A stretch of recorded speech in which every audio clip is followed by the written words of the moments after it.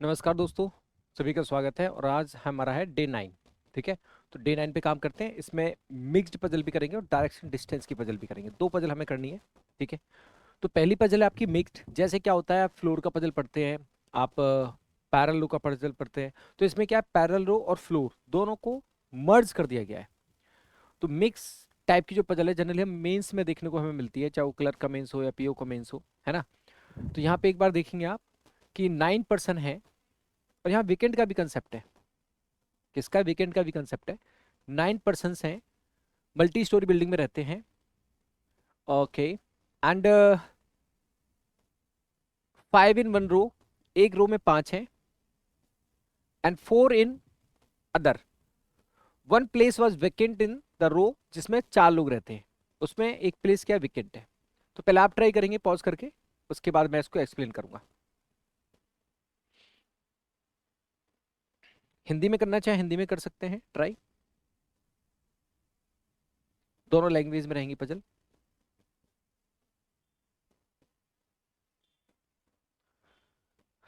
अब आ जाइए।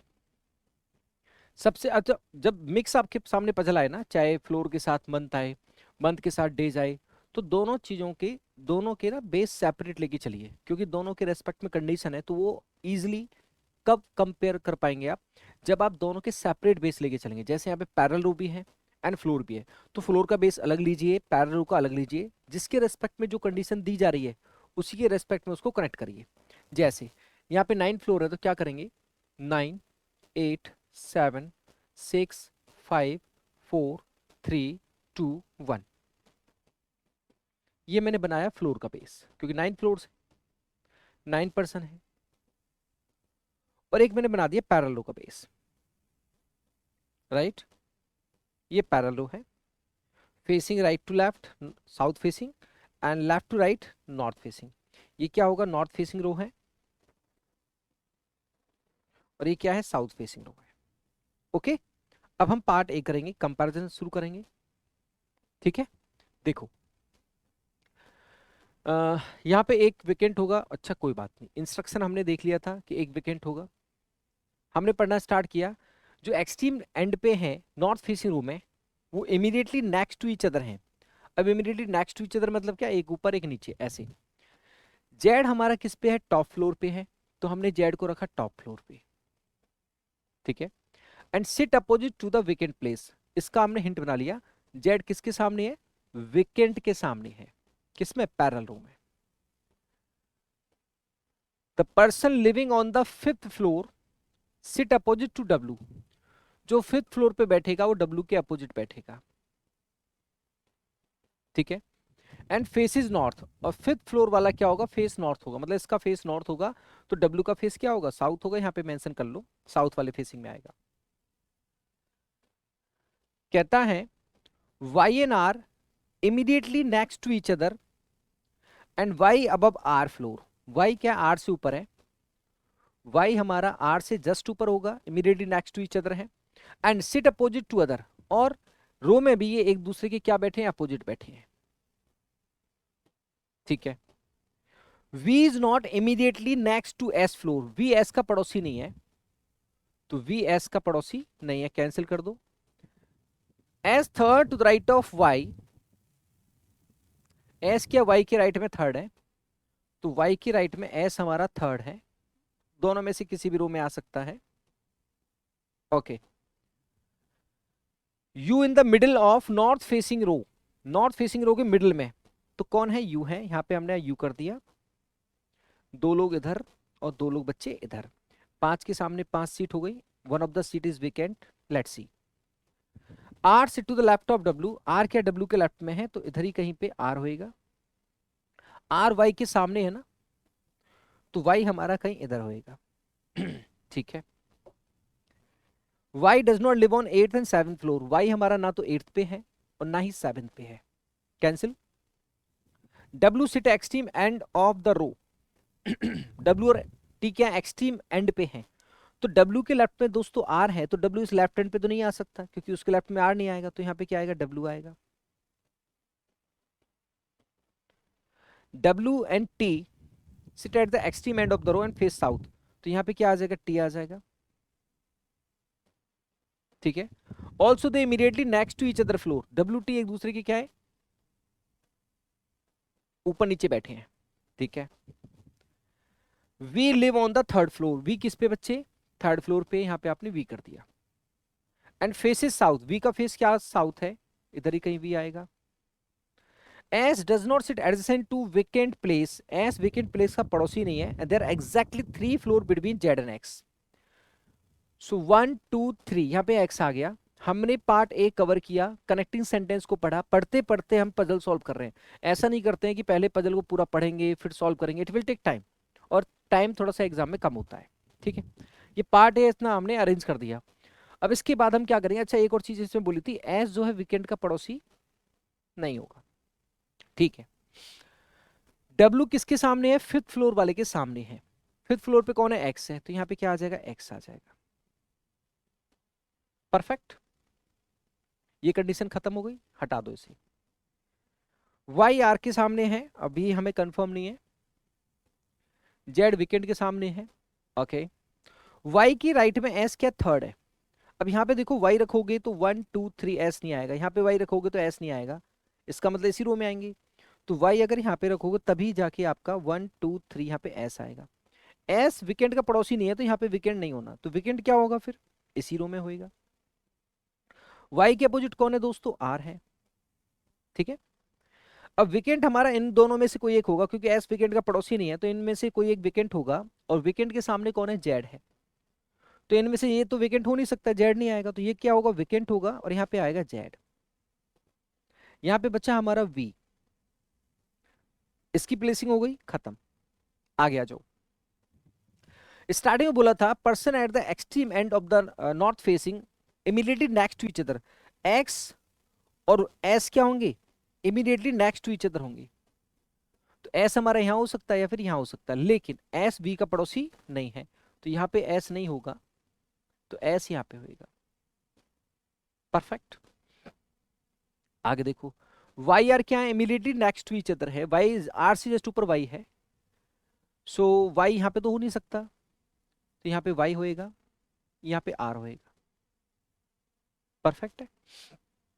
डब्ल्यू और टी एक साथ है, यहाँ पे डब्ल्यू हो सकता है या टी हो सकता है, यहाँ भी डब्ल्यू हो सकता है या टी हो सकता है, तो यहाँ पे कौन बचा, आपका यू बचा। डब्ल्यू टी के बारे में कोई इंफॉर्मेशन हमारे पास है नहीं, तो ये पॉसिबिलिटी में रहेगा। जब आपसे क्वेश्चन पूछा जाएगा who live on the 8th floor, you will say या तो डब्ल्यू रहेगा या टी रहेगा, तो आइदर डब्ल्यू और टी में आप आंसर दोगे। This is the solution of this question, question now is done. ये आपका सॉल्यूशन होना चाहिए कंप्लीट। तो जब भी मिक्स पजल आए तो फ्लोर के साथ में लीनियर आए, सर्किल आए या पैरेलल रो आए, दोनों के सेपरेट बेस बनाइए, दोनों के रेस्पेक्ट में कंडीशन कंपेयर कीजिए, चीजों को लेके चलिए, और जिस रेस्पेक्ट में जो कंडीशन है उसी रेस्पेक्ट में उसको क्रॉस चेक करिए, 100% आपका पजल हो जाएगा, कोई दिक्कत नहीं। अगले सवाल की ओर बात करते हैं।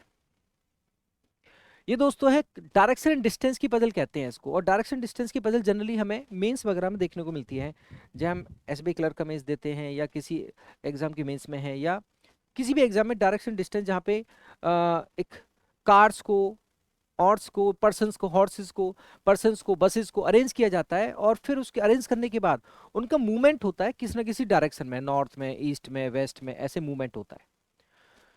तो पहले आप इसको पढ़ें। 6 कार्स को अरेंज करना है, consecutive cars can not be alphabetically placed, मतलब अगर बी कहीं पे है तो उसके साथ में ए और सी नहीं होंगे, है ना। तो first of all you must try, pause करिए, जो हिंदी में करना चाहे उनके लिए हिंदी में है, पॉज करके ट्राई करिएगा, फिर सॉल्यूशन एक्सप्लेनेशन देखिएगा, ठीक है। देख लिया, तो इसको अरेंज करते हैं। 6 कार्स को अरेंज करना है स्ट्रेट लाइन में, और अगर फेसिंग नहीं दिया है तो बाय डिफॉल्ट हम नॉर्थ फेसिंग लेंगे। यहाँ पे कॉन्जुगेटिव कार एक साथ नहीं होना चाहिए, और क्या कहता है, distance between each car is successive multiple of 4। Successive multiple of 4 का मतलब क्या हो गया, जैसे किसी दो कार का डिस्टेंस सपोज करो 16 है, तो conjugative successive multiple 4, successive multiple 4 का मतलब क्या हो गया, 16 का नेक्स्ट मल्टीपल 4 क्या होगा, मल्टीपल 4 क्या होगा, 20, 20 के बाद नेक्स्ट क्या होगा, 24। तो ये कहलाया सक्सेसिव मल्टीपल ऑफ 4। कभी सक्सेसिव मल्टीपल ऑफ 4 कहेगा, कभी 3 कहेगा, कभी 4 5 कहेगा।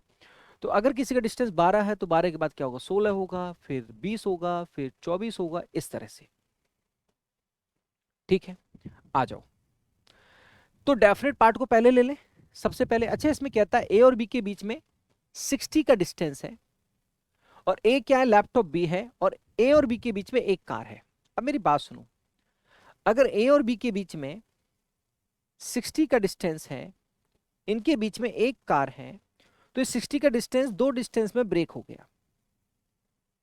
लेकिन दोनों डिस्टेंस क्या होने चाहिए, सक्सेसिव मल्टीपल ऑफ 4 होना चाहिए। तो इसका मतलब क्या होगा, 60 का डिस्टेंस होना चाहिए ए और बी के बीच में, उनके बीच में एक कार है, तो मतलब वो डिस्टेंस दो पार्ट में ब्रेक हो गया, सक्सेसिव मल्टीपल ऑफ 4 होना चाहिए। तो इसका क्या हो जाएगा, एक 28 हो जाएगा, ये 32 हो जाएगा। ये सक्सेसिव मल्टीपल ऑफ 4 भी हो गया, और क्या हो गया, ये 60 का एडिशन भी हो गया,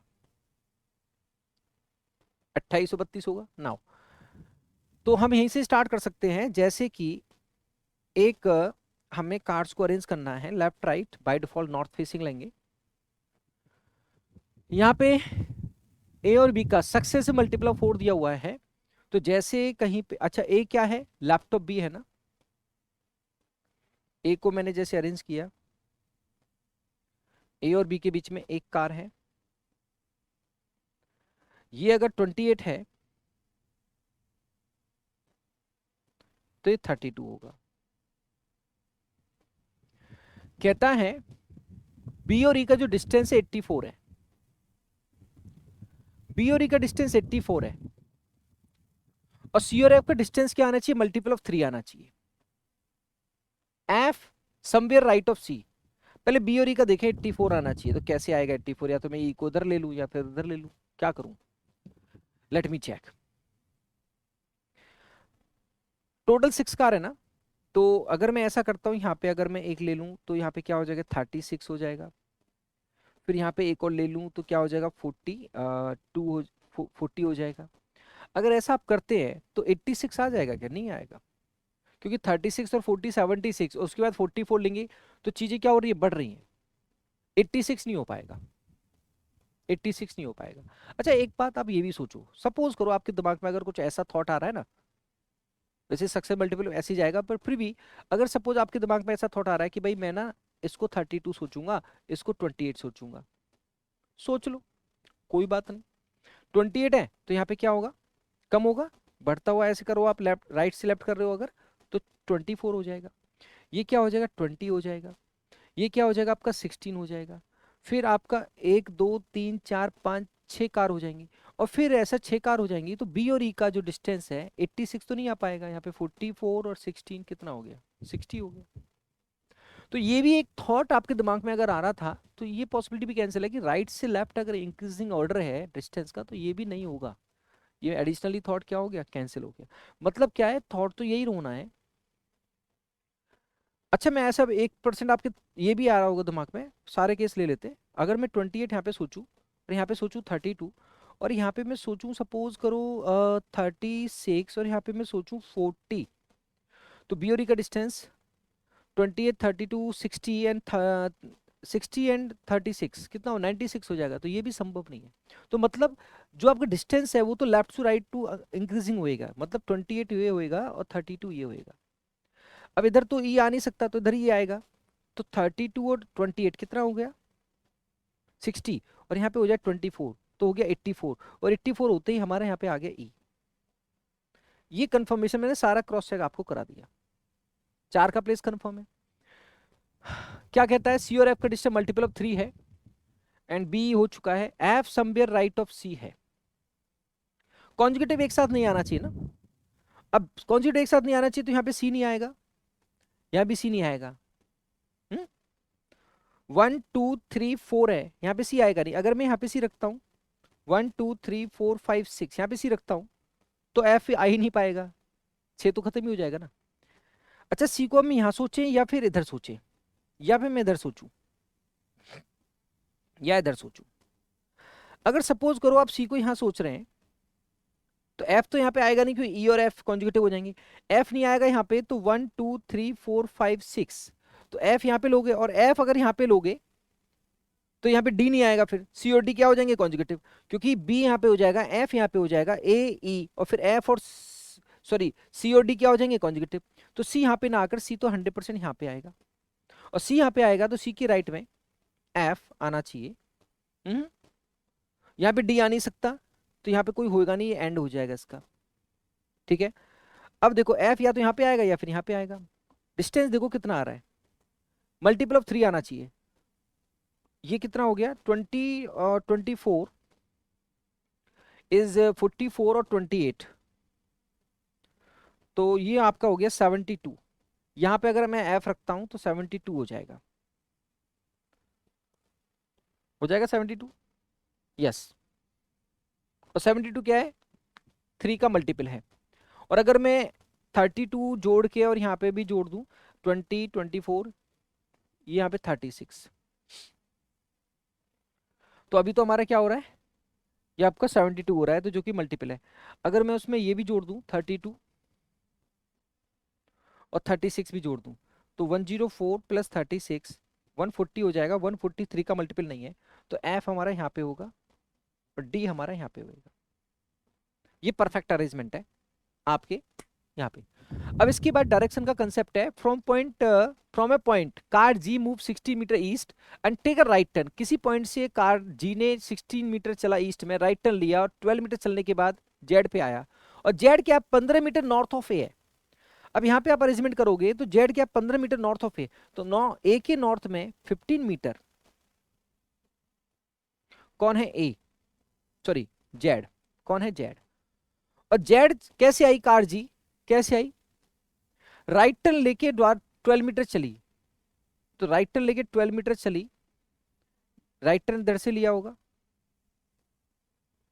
राइट टर्न लेके 12 मीटर चली, यहां से कार जी आई थी, ईस्ट में चली 12 मीटर, राइट टर्न लेके 12 मीटर चली, ईस्ट में चली 16 मीटर, ये 16, फिर राइट टर्न लेके जेड पॉइंट पे आई। जेड क्या नॉर्थ ऑफ ए, इस तरह से है। एफ गो 7 मीटर साउथ डायरेक्शन,